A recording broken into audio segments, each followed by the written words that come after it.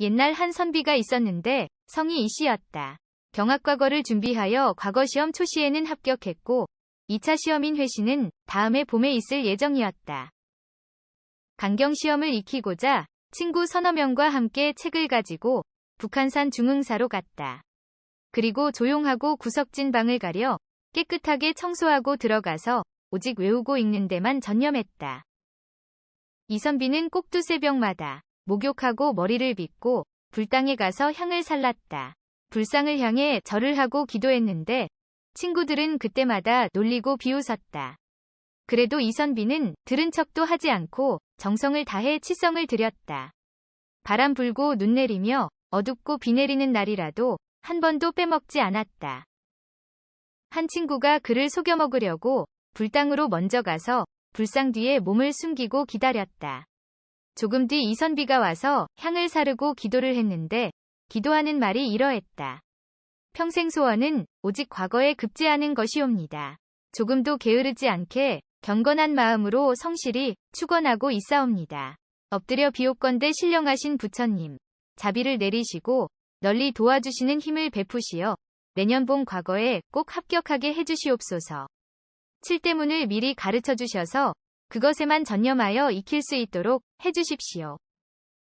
그 친구가 부처님 흉내를 냈다. 그대의 정성이 한결같고 흐트러지지 않으니 참으로 가상하구나. 내년 봄 회시에 나올 장들을 내가 먼저 가르쳐 주노라.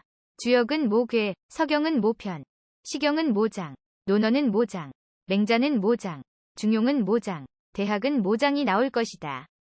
그대는 모름지기 전력을 다하여 이 부분들만 공부하거라. 그러면 합격은 걱정 없을 것이도다. 이선비는 엎드려서 공경을 다하여 들었다.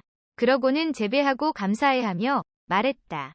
부처님께서 신령을 내리시어 이런 가르침을 주시니 은택이 하늘과 같나이다. 그 뒤로 이선비는 다른 장은 읽지 않고 오로지 밤낮으로 그 장들만 외웠다. 그러느라 잠자고 밥 먹는 것까지 잊었고 소주까지 다 외워버렸다.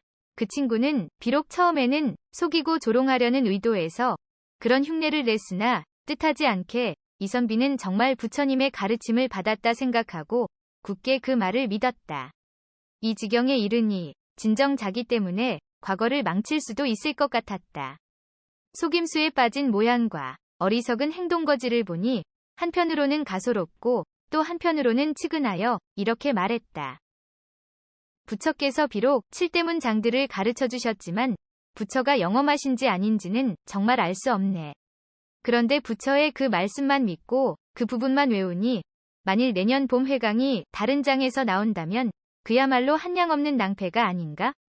자네가 이치에도 맞지 않은 일을 굳게 믿는 것이 어찌 이리도 심한가? 이선비가 대꾸했다. 정성스러운 뜻이 쌓이면 신명도 감응하여 이런 기적 같은 예고를 해주시지. 어찌 신령이 안 계실 리가 있겠나? 자네는 많은 말 말게. 내년 봄 일을 일단 지켜보게나. 친구는 애가 타고 답답한 마음을 이길 수 없어 사실을 고해 바쳤다. 자네의 기도는 미친 것이거나 어리석은 짓 일세. 내가 한때 자네를 희롱하려는 마음에서 불상 뒤에 숨어 있다가 부처 목소리를 흉내내 칠대문을 뽑아서 일러주었네. 부처가 알려주신 게 아니라 내가 한 짓이라네.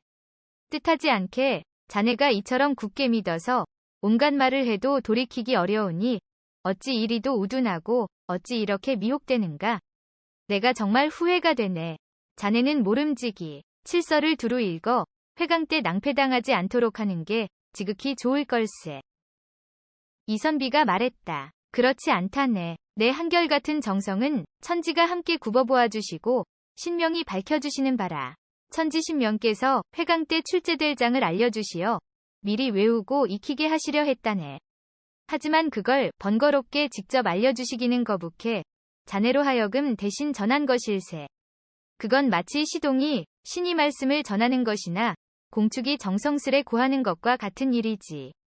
이로 말미암아 논하자면 자네는 비록 희롱하는 마음에서 행동했지만 그것은 자네 스스로 한 것이 아니라네.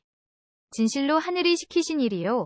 진실로 신이 명하신 일이니 자네의 말은 즉 천신의 말이라네. 설사 조롱하는 말이나 비웃음이 사방에서 몰려와도 내가 들어줄 리 만무하네. 이로부터 이선비는 문을 닫아 걸고 손님을 사절했다. 그리고 방에 혼자 앉아 칠대문 부분만 속으로 외우고 입으로 읽었다.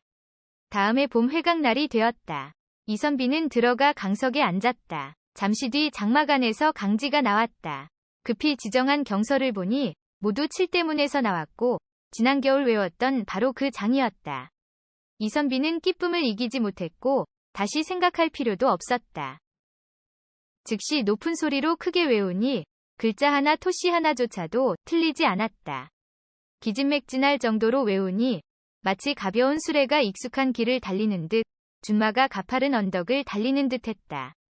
시험관이 모두 크게 칭찬하며 번갈아가며 무릎을 쳐서 부채가 모두 떨어질 정도였다.